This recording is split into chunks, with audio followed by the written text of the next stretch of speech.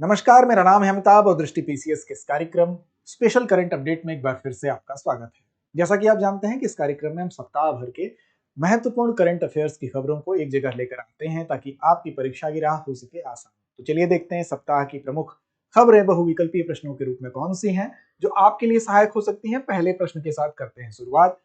पहला प्रश्न है, हाल ही में भारत में किन दो आर्द्र भूमियों को रामसर साइट घोषित किया गया है, जिससे कि भारत में रामसर स्थलों की कुल संख्या कितनी हो गई है? 91 हो गई है। तो पहले तो संख्या ही इंपॉर्टेंट है, कितनी हो गई है? 91 हो गई है। एक प्रश्न के अंदर ही प्रश्न आपको मिल गया। अब देखिए, दो वो साइट्स का नाम पूछ रहा है, विकल्प आपके सामने है, चिल्का झील, कोलेरू झील, खींचन और मेनार, सुंदरबन और लोकटक झील या वुलर झील और हरिके जलाशय। तो देखिए इसका सही विकल्प क्या है? खींचन और मेनार। और ये दोनों स्थल कहां पर स्थित है? तो ये दोनों स्थल आपके हैं राजस्थान में, इनकी स्थिति है। अब राजस्थान में इस तरह से जो रामसर साइट है उनकी संख्या 4 हो गई, 2 पहले से वहां पर थी। विस्तार से देखते हैं इसको। तो देखिए, राजस्थान के खींचन, फलोदी और मेनार जो कि उदयपुर में है, आर्द्र भूमियों को क्या घोषित किया गया है? रामसर साइट घोषित किया गया। अब इनकी संख्या 91 हो गई। एशिया में सर्वाधिक है, कहां पर? भारत में। तो ये भी याद रखना है। खींचन की बात करेंगे तो हजारों प्रवासी विशेष तौर पर डेमोइसेल क्रेन जो है यहाँ पर आते हैं, उसके लिए फेमस है। और मेनार जो है, मीनार पक्षी गांव के तौर पर जाना जाता है, पक्षी संरक्षण के प्रयासों के लिए जाना जाता है। इस तरह से रामसर स्थलों की संख्या राजस्थान में कितनी हो गई? 4 हो गई। दो अन्य कौन से हैं? सांभर झील नागौर और जयपुर के क्षेत्र में है, और केवलादेव राष्ट्रीय घाना जो राष्ट्रीय उद्यान है भरतपुर का, वो पहले से इसमें शामिल है। रामसर यानी आर्द्र भूमि जो होती है उसके बारे में अगर हम बात करें तो इसकी शुरुआत कब हुई थी? तो शुरुआत 1971 में रामसर कन्वेंशन होता है ईरान में, वहीं से इसकी शुरुआत होती है। और विशेष तौर पर इसमें जो दलदली भूमि हो गई या पीटलैंड या जल या प्राकृतिक या कृत्रिम रूप से जहां पर जल बह रहा है, ये इकट्ठा है, ऐसे क्षेत्रों को ये घोषित किया जाता है। और इसमें जो समुद्री क्षेत्र है, जिसमें 6 मीटर से अधिक गहराई वाला समुद्री क्षेत्र है, वो भी इसमें शामिल होता है। अब आर्द्र भूमि संरक्षण के लिए 1971 में, ये समय याद रखिएगा, यहां पर ईरान के रामसर में रामसर कन्वेंशन को अपनाया गया। और वहीं से फिर भारत की अगर बात की जाए कि भारत इसमें कब इसको अपनाता है, तो भारत 1982 में आप देखेंगे इसमें शामिल हो जाता है।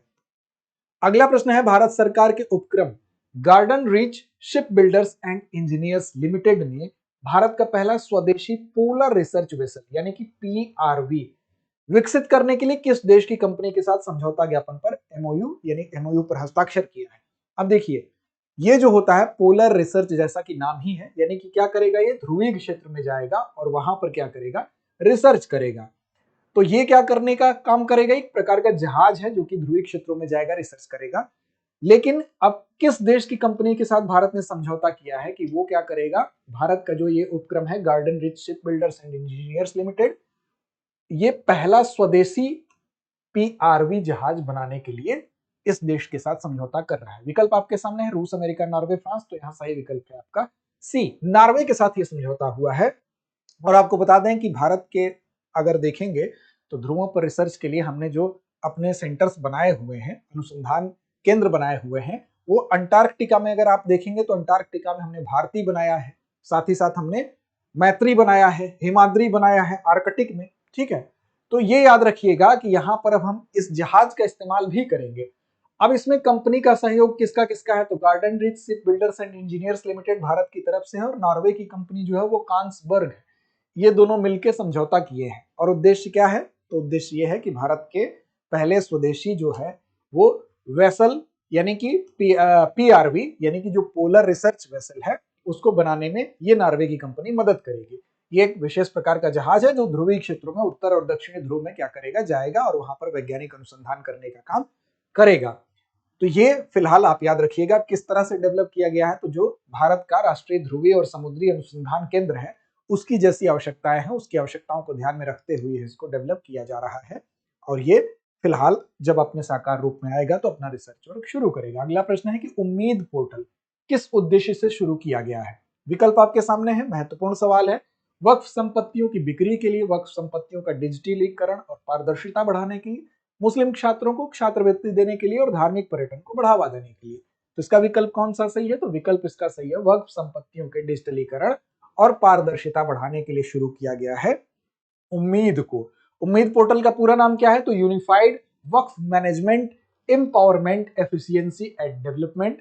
इसका फुल फॉर्म है और शॉर्ट फॉर्म में इसको उम्मीद पोर्टल कहा जा रहा है। अब यह पोर्टल क्या करेगा, देश भर में जितनी भी वक्फ संपत्तियां हैं उसको डिजिटली यानी कि डिजिटल रूप से पंजीकृत करने के लिए इसको डेवलप किया गया है, बनाया गया है। उद्देश्य क्या है, तो बेहतर तरीके से जो वक्फ संपत्तियां हैं उसको क्या किया जा सके, उसका मैनेजमेंट हो सके, उनमें जो ट्रांसपेरेंसी है, पारदर्शिता है, उसको बढ़ाया जा सके। ये पोर्ट क्या है, वक्फ अमेंडमेंट बिल 2025 के तहत ही ये पोर्टल शुरू किया गया है। स्टेट वक्फ बोर्ड इस पोर्टल पर पंजीकरण की प्रक्रिया को संचालित करेगा और सभी वक्फ संपत्तियां जो होंगी वो 6 महीने के भीतर पोर्टल पर पंजीकृत करना अनिवार्य बनाया गया है, मैंडेटरी बनाया गया है। अगला प्रश्न है, वर्ष 2025 में विश्व पर्यावरण दिवस की थीम क्या थी? तो इस बार की थीम क्या है, ये आपसे पूछा जा रहा है। जलवायु परिवर्तन को हराओ, प्रकृति के साथ पुनर्स्थापन, प्लास्टिक प्रदूषण को हराना या हरित ऊर्जा की ओर। सही क्या है, बीट प्लास्टिक पोल्यूशन यानी कि प्लास्टिक प्रदूषण को हराना, सी विकल्प आपका सही होगा। तो देखिए 5 जून को विश्व पर्यावरण दिवस के रूप में मनाया जाता है, आप सभी जानते हैं। यहां पर मनाया गया और इसकी थीम थी बीट प्लास्टिक पोल्यूशन यानी प्लास्टिक प्रदूषण को हराना है। अब अगर देखें वर्ल्ड जो एनवायरमेंट डे मनाया जाता है, इसकी स्थापना कब हुई थी, तो 1972 में हुई थी संयुक्त राष्ट्र महासभा द्वारा। और इसकी पृष्ठभूमि की बात करें तो 1972 में ही एक स्टॉकहोम सम्मेलन हुआ जो मानव पर्यावरण पर पहला वैश्विक सम्मेलन था, वहीं पर इसकी पृष्ठभूमि में यही सम्मेलन है। और पहली बार ये कब मनाया गया, 1973 में इसको मनाया गया। आयोजन का नेतृत्व किसने किया, तो यूएनईपी ने किया, याद रखिएगा, संयुक्त राष्ट्र पर्यावरण कार्यक्रम के द्वारा। अगला प्रश्न है, निम्नलिखित में से कौन से कथन अरावली ग्रीन वॉल प्रोजेक्ट से संबंधित है और सही है, यानी कि आपको इसमें से सही कथन का चुनाव करना है। किसके संबंध में है, अरावली ग्रीन वॉल प्रोजेक्ट के संबंध में। पहला कथन है कि यह परियोजना 4 राज्यों हरियाणा, राजस्थान, गुजरात और दिल्ली में फैली हुई है। दूसरा, इसका उद्देश्य पश्चिमी भारत में रेतीली धूल और भूमि क्षरण को रोकना है। तीसरा है, यह परियोजना अफ्रीका की ग्रेट ग्रीन वॉल से प्रेरित है। और चौथा है, यह गंगा नदी के दोनों किनारों को जोड़ने के लिए बनाई गई एक हरित पट्टी है। तो देखिए पहले, दूसरे और तीसरे कथन में कोई संदेह नहीं है, सही है, लेकिन चौथा कथन गलत है। दरअसल जो अरावली ग्रीन वॉल प्रोजेक्ट है उसको बनाया ही जा रहा है पानीपत से लेकर पोरबंदर तक, यानी कि जो भारत का पश्चिमी भाग है, पश्चिमी भारत है, वहां पर जो रेगिस्तान है जिसका विस्तार हो रहा था उसको कंट्रोल करने के लिए बनाया गया है। और ये प्रेरित किससे है, तो ग्रेट ग्रीन वॉल जो है अफ्रीका की इस योजना से प्रेरित है। तो इस लिहाज से पहला विकल्प आपका विकल्प ए सही होगा। व्याख्या को देख लेते हैं। तो देखिए ये राज्य की जहां तक बात है तो हरियाणा के पानीपत से लेकर फिर राजस्थान, गुजरात, दिल्ली, ये इन राज्यों से होते हुए ये परियोजना, ये प्रोजेक्ट जाएगी। अरावली पर्वत श्रृंखला के चारों ओर जो 1400 किलोमीटर लंबा और 5 किलोमीटर चौड़ा ये ग्रीन बेल्ट बनाया जाएगा, एक बफर जोन के रूप में, बफर क्षेत्र के रूप में स्टेब्लिश करना। और अफ्रीका की ग्रीन वॉल जो परियोजना है, ग्रेट ग्रीन वॉल परियोजना है, उससे ही इसको प्रेरणा मिली है। भूमि क्षरण और थार रेगिस्तान का जो पूर्व की ओर विस्तार हो रहा था उसी को रोकना इसका उद्देश्य है। अब इसके लिए अरावली जो पर्वतमाला है उसके साथ साथ पोरबंदर, जैसा कि मैंने आपको बताया, वहां से लेकर पानीपत तक एक ग्रीन बेल्ट को डेवलप किया जाएगा, उसका निर्माण किया जाएगा, जिससे कि जो वनीकरण जितना ज्यादा होगा तो क्षतिग्रस्त भूमि जो भी हुई है वो फिर से उसको रिस्टेब्लिश किया जा सकेगा। और पश्चिमी भारत और पाकिस्तान से आने वाली जो रेतीली धूल है उसको भी रोकने में सहायता मिलेगी। साथ ही साथ बायोडाइवर्सिटी तो बढ़ेगा ही और कार्बन का अवशोषण भी होगा। वनों को लगाने के जो फायदे हैं वो तो होंगे ही।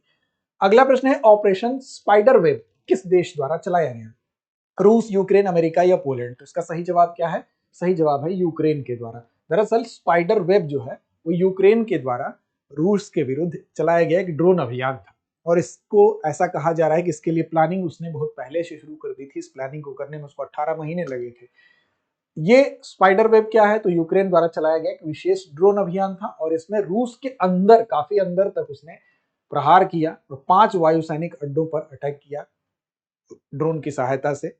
और साथ ही साथ साइबेरिया का एक ठिकाना भी इसमें शामिल था जो कि फ्रंट लाइन से 4000 किलोमीटर दूर था।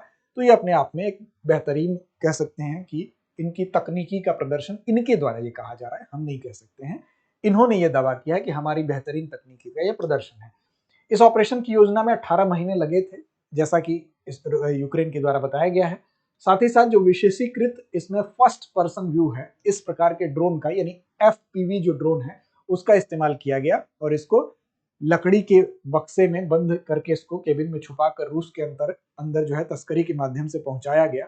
फिर वहां पर इसकी सहायता से यहाँ पर जो भी विनाशकारी लीला दिखाई गई वहां पर इसका प्रदर्शन हुआ।